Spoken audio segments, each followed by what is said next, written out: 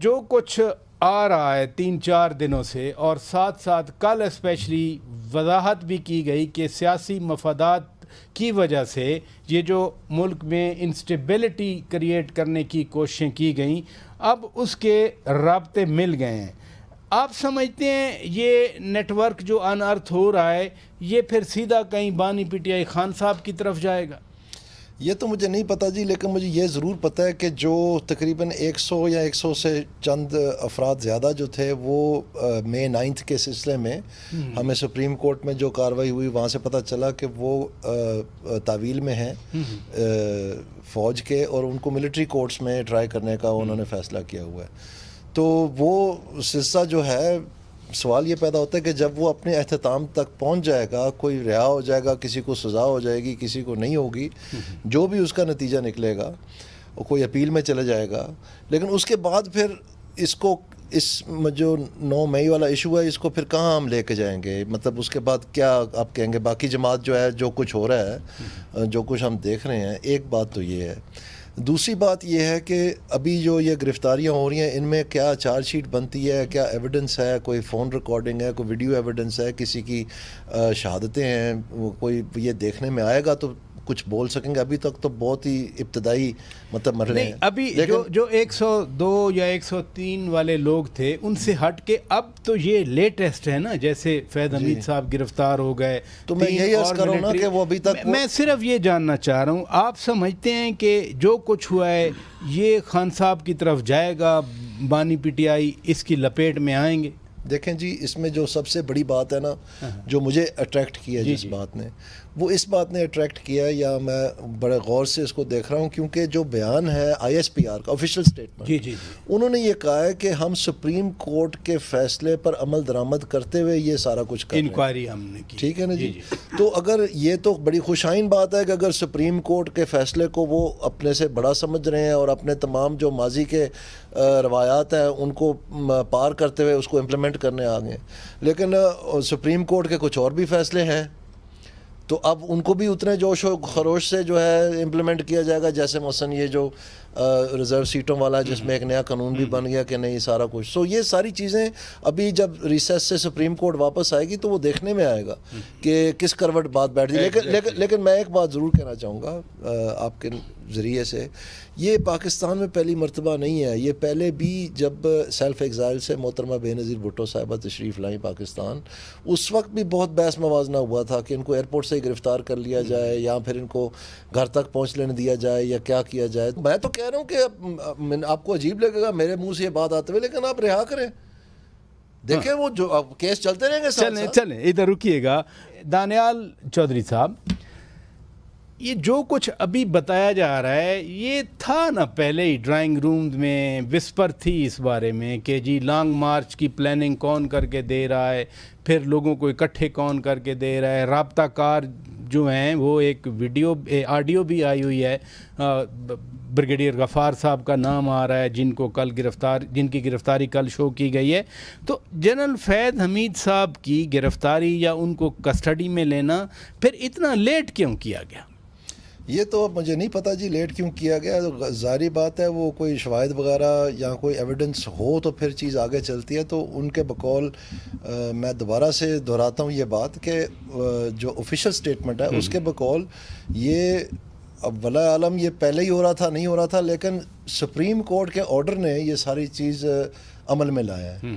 تو اس کو نہ بھولیے گا، یہ بڑا اہم نقطہ ہے. اب دیکھنے میں تو یہ بڑی خوش آئین بات ہے کہ اگر سپریم کورٹ کے آرڈرز جو ہیں وہ اس طرح سے منوان مانے جانے ہیں، اور چاہے وہ کوئی بھی کتنا بھی بڑا ہو یا تاریخی طور پر کتنا بھی بڑا قدم ہو تو وہ لینے سے گریز نہیں کر رہے. تو اسی طرح سے اس کو مختلف حلقے جو ہیں پیش کر رہے ہیں کہ بڑی اچھی بات ہے یہ. تو ابھی اگر یہ مطلب نئی ریت نکل رہی ہے تھنکنگ کی کہ بھئی ہم نے آئینی جی قانونی اور آئینی راستے پہ اس پہ چلنا ہے، تو یہ تو پھر ایک بڑا فریش ایئر ہے. تو اگر تو یہی بات ہے تو پھر تو یہ میں سمجھتا ہوں کہ بڑی اچھی بات ہے. اب اگر ایسی بات نہیں ہے تو پھر وہ تو وقت ہی بتا سکتا ہے، مجھے تو غیب کا علم تو نہیں ہے، لیکن جو میں بات کر رہا ہوں میرے خیال میں آپ سمجھ گئے سر. اس کا اور اینگل بھی ہے، وہ بھی میں آپ کے سامنے رکھنا چاہ رہا ہوں کہ پی ٹی آئی کی مکمل اسٹریٹجی یہی ہی تھی جو جنرل فیض صاحب سے اب منسوب کی جا رہی ہیں چیزیں. پھر آپ چونکہ سینئر پولیٹیشین ہیں، آپ جانتے ہیں پارٹیوں کے سٹرکچرز کو، پھر پی ٹی آئی ان سے ڈسٹنس کیوں کر رہی ہے کہ نہیں یہ فوج کا اپنا معاملہ ہے، ہم جنرل فیض حمید صاحب پہ کوئی بات نہیں کریں گے؟ میرے خیال میں دیکھیں جی، کسی بھی سیاسی جماعت کے لیے انکلوڈنگ پی ٹی آئی، یہ جو وقت چل رہا ہے پاکستان کی، جہاں پر معیشت جو ہے تباہی کے دھارے پہ کھڑی ہے، جہاں پر ادارے جو ہیں ان کے بڑے مسئلے مسائل ہیں، خود پرائم منسٹر کہہ رہے ہیں کہ ایف بی آر اور یہ پاور سیکٹر جو ہے یہ پاکستان کی نو کو ڈبا سکتے ہیں. ابھی گئے ہوئے تھے کراچی، وہاں سے آ کے بتایا 1.2 ٹریلین کی چوری ہو رہی ہے.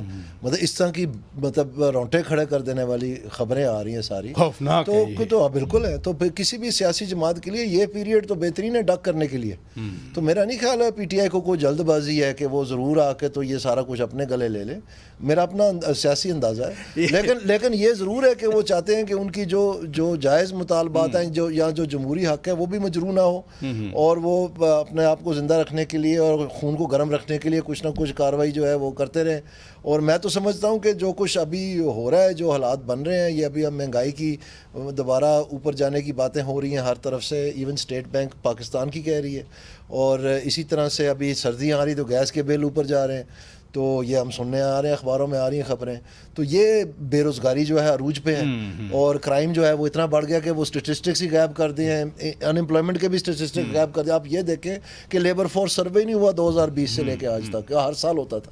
سو کہنے کا مقصد یہ ہے کہ یہ تو آٹومیٹکلی ان کے وہ جو ہے نا اس میں جا رہا ہے. تو ان کو تو میں تو سمجھتا ہوں کہ ان کو تو وہ یہ سارا کچھ کر کے تو اپنے لیے مزید مسائل کا سامنا بنا رہے ہیں، کیونکہ پولیٹیکل نیریٹو تو ہے کوئی نہیں. یہ ویسے اچھی بات آپ نے کی. یہ واقعی ڈاکٹر صاحب یہ ایز اے اسٹریٹجی ہے کہ جنرل فیض کتنے عرصے سے دانیال عزیز صاحب جو ہیں یہ نون لیگ کے لیے کہاں یہ نہیں لڑے، کہاں نہیں آن دا ریکارڈ، ٹھیک ہے، on the record everybody knows, ٹھیک ہے نا، he was the main fighter for Noon league.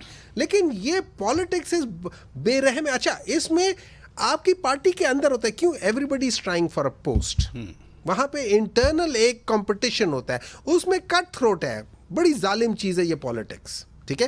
اس میں ہو سکتا ہے ایک گروپ دوسرا گروپ ایک دوسرا. دانیال عزیز صاحب، آپ کیسے دیکھتے ہیں یہ واقعی جس فیز سے پی ٹی آئی گزر رہی ہے، اس فیز کا پریشر ہے کہ پھر حماد اظہر نے کل ریزائن کیا پنجاب کی صدارت سے، پہلے عمر ایوب نے سیکرٹری جنرل شپ سے ریزائن کیا تھا، وہ ریٹین ہو گئے. حماد اظہر نے آج ایک سٹیپ اور آگے بڑھایا کہ نہیں 3-4 گروپس ہیں، نوجوانوں سے سنبھالی نہیں جا رہی پارٹی. یہ ان کے الفاظ ہیں، میرے نہیں ہیں. آپ کیسے دیکھتے ہیں؟ میرا خیال یہ ہے جی کہ بہت بہتر ہوتا اگر یہ گروپنگز اور یہ بحث موازنہ اور یہ ناراضگیاں یہ اس بات پہ ہوتی کہ کسی کا کوئی موقف ہوتا کہ وابڈا میں ڈسکوز میں چوری کیسے روکنی ہے، اور کسی کا طریقہ انداز کوئی اور ہوتا. اگر یہ ٹیکس نیٹ بڑھانے کے لیے ایک تجویز ہوتی ایک گروپ کی اور دوسرے گروپ کی کوئی تجویز اور ہوتی. کم از کم یہ ہوتا کہ پاکستان کی جو سیاسی برادری ہے ہم کسی سمت کی طرف جا رہے ہوتے. اب یہ بات ٹھیک ہے کہ دوسری جماعتوں کا بھی یہی حال ہے، جو آپ دیکھیں آج تقریر ہوئی ہے اس میں بھی جی پھر وہی بات پرانی کہ جی مجھے کیوں نکالا، اور اس کا مطلب ہے ابھی تک نکلے ہوئے ہیں. مطلب سمجھ نہیں آ رہی نا کہ تب کی بات کریں آج کی بات کہا کہ میں آج بھی کہتا ہوں مجھے کیوں نکالا، تو پھر ابھی تک نکلے ہوئے ہیں نا. تو پھر وہ بھائی صاحب سے بات کریں، بھئی ہمیں پاکستانی عوام تو کہہ رہی ہے مہنگائی کا کچھ بتا دیں، ہمیں بے روزگاری کا کچھ بتا دیں ہمیں. یہ جو انہوں نے ایک اور چیپی لگا دی ہے 3 مہینے کے لیے بجلی کے بلوں کی، یہ چیپیاں لگا کے ہمارا کام چلنا ہے.